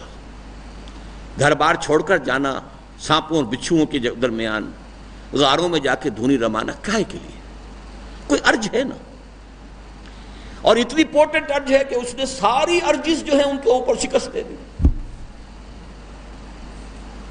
گوتم بدھ جا رہا ہے ایٹ دی ایج آف 30، جوان بیوی کو سوتے ہوئے چھوڑ کر گیا ہے، شیرخوار بچے کو سوتے ہوئے چھوڑ کر گیا ہے، اور محل سے نکل کہاں گیا ہے؟ خاک چھان رہا ہے، جنگلوں کی اور غاروں کی اور نہ معلوم بڑے بڑے وہ جو گھنے جنگلات کے اندر۔ کیوں؟ دیر از سم ارج۔ خالق میرے کہاں ہے تو، مجھ کو تیری تلاش ہے، مجھ کو ہے تیری جستجو، مجھ کو تیری تلاش ہے۔ ہم نے 5 یا 6 سال یہی نظم پڑھی ہے، اسکول جب شروع ہوتا تھا ہمارا ہائی اسکول کا، یہی پریئر ہوتی تھی۔ بہرحال یہ ہے وہ ارج روح کی، روح وہاں سے آئی ہے۔ اسی لیے پہلا شعر ہے مثنوی کا، بشنو از نئے کیوں حکایت می کند، وز جدائی ہا شکایت می کند۔ یہ نئے جو ہے بانسری آپ بجاتے ہیں، اس میں سے کچھ آواز نکلتی ہے، ذرا سنو اس کو، یہ کیا ہے؟ یہ جدائی پر شکایت کر رہی ہے، نالہ کر رہی ہے کہ کہیں کسی بانس کے درخت کے اندر تھی میں، وہاں تھی، وہاں سے مجھے کھینچ کر لے آیا گیا ہے، اور یہ میرے ساتھ سلوک ہو رہا ہے۔ یہی انسان کی روح کا معاملہ ہے، کہاں سے کہاں آ گئی ہے۔ بشنو از نئے جو حکایت می کند، بس جدائی ہا شکایت می کند۔ یہ جو انسان کے اندر ارج ہے، اللہ کا قرب، تقرب اللہ، اللہ کو پہچاننا، مالک اور خالق کی معرفت، اس کا قرب، یہ ہے روح کی پیاس۔ اس میں گویا کہ ایک دھیمی آنچ کے مانند محبت الہی موجود ہے، جو کبھی کبھی اس میں ایک شعلے کی سی لپک بھی پیدا ہو جاتی ہے، جیسے بعض ارباب دانش نے شعلے ملکوتی ڈیوائن سپارک سے تعبیر کیا. ویسٹرن تھنکرز ہیں وہ یہ لفظ استعمال کر رہے ہیں. ڈیوائن سپارک، انسان میں ڈیوائن سپارک ہے. دو کتے کبھی بھی ایک روٹی کی تقسیم پر یا ایک ہڈی کی تقسیم پر کبھی وہ راضی نہیں ہوں گے. انسان ایسا بھی کرتا ہے کہ خود بھی بھوکا تھا اور ایک ہی روٹی تھی، لیکن آپ کو بہت سے ایسے بھی نظر آ جائیں گے کہ جو اس حالت میں کسی سائل کو دھتکار دیں گے. ایسے بھی ہوں گے جو آدھی روٹی دے دیں گے. کیوں دے دیں گے؟ کیا اس کی ایکسپلینیشن؟ اس کی کوئی ایکسپلینیشن جو ہے مغربی سائیکالوجی کے پاس تو نہیں ہے. کوئی چیز ہے اندر انسان کے، کوئی شعلہ ملکوتی ہے، کوئی ڈیوائن ایسنس ہے انسان میں. دس روح از دی ڈیوائن ایسنس ان مین. خیر و شر کا داخلی مارکا. گویا غلط نہیں کہا جس نے بھی کہا کہ انسان عالم اصغر ہے اور واقعتاً انسان کے باطن میں سبھی کچھ موجود ہے. چنانچہ بدی کے پس ترین رجحانات بھی ہیں اور نیکی کے اعلیٰ ترین داعیات بھی ہیں، اور انہی کے مابین ایک شدید کشمکش اور مستقل جنگ جاری ہے انسان کی باطنی شخصیت کے وسیع و عریض میدان کارزار میں. اندر ہی سے کوئی چیز آپ کو کہتی ہے کہ رشوت لو، سب لیتے ہیں جی، چھوڑو جی، کہاں یہ مولویوں کی باتیں، دفع کرو، جاؤ قرضہ لو اور اپنا کاروبار بڑھاؤ. یہ تو ڈھکوسلے سے ہیں، یہ پتہ نہیں یہ ربا ہے بھی کہ نہیں ہے، ہوگا بھی تو اب زمانہ بدل گیا. اندر ہی سے ارج ہے، اندر ہی سے کوئی شے یہ بھی کہتی ہے غلط کر رہا ہے، مت کرو. کیا ہے نا ہمارے اندر خیر بھی ہے شر بھی ہے. ان النفس لامارۃ بالسوء، وہ نفس تو ظاہر بات ہے، وہ تو خود غرضی کا، نفس پرستی کا، وہ تو سینشول گریٹیفیکیشن چاہتا ہے. پیٹ میں بھوک لگی ہے، انگر پینز ہو رہے ہیں، اسے تو کھانے سے بھرنا ہوگا، اسے اس سے غرض نہیں حلال ہے حرام ہے، چوری سے لیا ہے یا تم نے کوئی کما کر دیا. I don't care, you have to fill me. Sexual urge ہے، وہ اپنی سیٹسفیکشن چاہتی ہے، اسے کوئی پرواہ نہیں ہے حلال ہے حرام جائز نہ، اس کو best. Blind instincts, they need their gratification, sensual gratification. ان النفس لامارۃ بالسوء. لیکن کوئی شے اندر ہے کہ جو انسان کو روکتی بھی ہے. نفس لوامہ، ضمیر، کانشنس، کوئی شے تو ہے نا آخر. ہر زبان میں اس کے لیے اگر لفظ موجود ہے، conscience. My conscience is biting me. My conscience is pricking me. I shouldn't have done so. کوئی چیز اندر ہے. تو یہ 1.5 گھنٹے کی بات ہم نے کی تھی. اب اگرچہ 5 منٹ رہتے ہیں، چلیے پڑھ لیجئے اس سے ایک صفحہ اور. مسئولیت کی اساسات اصلیہ. لیکن اس مارکہ خیر و شر میں خالق فطرت نے انسان کو بے یار و مددگار یا بے تیر و تفنگ نہیں جھونک دیا، بلکہ اسے بہت سی استعدادات سے نواز کر اور بہت سی قوتوں سے مسلح کر کے بھیجا ہے. چنانچہ اس کی شخصیت کا ادنا ترین پہلو یعنی لطیف نفس بھی ایک جانب مسلح ہے استعدادات سماعت و بصارت اور قواعد تعقل و تفکر سے. یہ عقل، جیسا کہ میں نے کہا، سمع و بصر والفؤاد. اور دوسری جانب مسلح ہے ایک اخلاقی حس سے جو تمیز کرتی ہے خیر اور شر میں اور پہچانتی ہے نیکی اور بدی کو. یہ ایک اور ایڈیشنل آرگومنٹ ہے. قرآن یہ کہتا ہے کہ یہ خیر اور شر کا تصور نفس میں موجود ہے. اب غور کیجئے، قلب کی بات ابھی نہیں ہو رہی، روح کی بات نہیں ہو رہی. وَنَفْسٍ وَمَا سَوَّاهَا فَأَلْهَمَهَا فُجُورَهَا وَتَقْوَاهَا. قسم ہے نفس کی اور جو اس کو بنایا، سنوارا، درست کیا، اس کی نوک پلک سنواری اور اس میں الہام ودیت کر دیا خیر اور شر کو. یہ نفس میں ودیت شدہ. Every human being knows by his very nature this is good, this is evil. شریعت کو بھول جائیے، ابھی قانون اور شریعت اور شے ہے. سچ بولنا اچھا ہے، جھوٹ بولنا برا ہے، ہر شخص جانتا ہے. وعدہ پورا کرنا اچھا ہے، وعدہ خلافی بری بات ہے، ہر شخص جانتا ہے. کسی نے راستہ پوچھا، راستہ بتانا اچھا کام ہے، نہیں بتایا دھوکہ دیا، بہت برا کام کیا۔ اندھے کو کسی کو سڑک پار کرا دینا بہت اچھا کام ہے، اور نہ کرانا بہت برا بات ہے۔ والدین کی خدمت کرنا اچھی بات ہے، نہ کرنا بری بات ہے۔ یہ ساری چیزیں جو ہیں basic morality and all ethical values, they are ingrained، نفس انسانی میں ingrained ہے، ودیت شدہ، منقش۔ وَنَفْسٍ وَمَا سَوَّاهَا فَأَلْهَمَهَا فُجُورَهَا وَتَقْوَاهَا۔ وفوائد آیات قرآنی، اب یہ جو میں نے گنوایا ہے کہ لطیفہ نفس میں کیا کچھ ہے، اِنَّا خَلَقْنَا الْإِنسَانَ مِن نُطْفَةٍ أَمْشَاجٍ نَبْتَلِيهِ فَجَعَلْنَاهُ سَمِيعًا بَصِيرًا۔ ہم نے انسان کو ملے جلے مخلوط نطفے سے پیدا کیا تاکہ اسے آزمائیں، جانچیں، پرکھیں، تو ہم نے اسے، اب یہ فا یہاں بہت معنی خیز ہے، نبتلی ہے، جب ہم نے پیدا کیا آزمانے کے لیے، فجعلناہ سمیعا بصیرا، تو ہم نے ایسا تو نہیں کر دیا، اسے سماعت دی ہے، اسے بصارت دی ہے۔ انا ہدیناہ السبیل اما شاکرا و اما کفورا، اس کے اندر بھی ایک جو ہے شناخت رکھ دی ہے راستے کی، شکر اور کفر کا دونوں کا مادہ رکھ دیا ہے۔ دوسری آیت وَنَفْسٍ وَمَا سَوَّاهَا فَأَلْهَمَهَا فُجُورَهَا وَتَقْوَاهَا، اور قسم ہے نفس کی اور جیسا کہ اسے بنایا ٹھیک ٹھیک، پھر ودیت کر دی اس میں سوجھ بوجھ اور نیکی، سوجھ بدی اور نیکی کی۔ نمبر 3، لا اقسم بیوم القیامہ ولا اقسم بالنفس اللوامہ، نہیں قسم ہے مجھے قیامت کے دن کی، اور نہیں بلکہ قسم کھاتا ہوں میں نفس ملامت گر کی۔ نمبر 4، بل الانسان علی نفسہ بصیرہ ولو القی معاذیرہ، بلکہ خود انسان اپنے اوپر گواہ ہے، اپنے نفس پر خود گواہ ہے، خواہ پڑا بنائے بہانے۔ بنا بری ہر ذی نفس، اب یہ ہے اس کا کنکلوژن، بنا بری ہر ذی نفس خود اپنی جگہ مسئول ہے اور جزا و سزا کے قابل اور اس کا مستحق ہے، یہاں تک کہ عدالت اخروی میں ہر نفس کو اپنی جواب دہی خود ہی کرنی ہوگی اور اپنا محاسبہ خود ہی بھگتنا پڑے گا، فیس کرنا ہوگا۔ بفوائد الفاظ قرآنی، یوم تاتی کل نفس تجادل عن نفسها وتوفی کل نفس ما عملت،